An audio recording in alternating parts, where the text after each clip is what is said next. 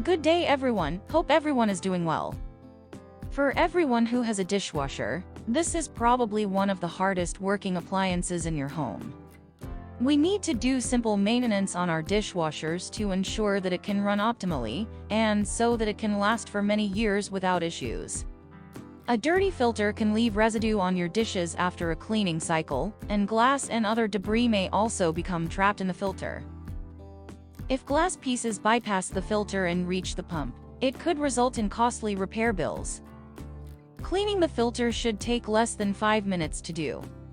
The dishwashers in the video are Bosch models, but the same concept applies to virtually any dishwasher brand. So check out the links in the description below to get started. So have a lovely and a blessed day everyone. I would like to give thanks to God Almighty for another day, and for the opportunity to direct people to content that may be helpful to them.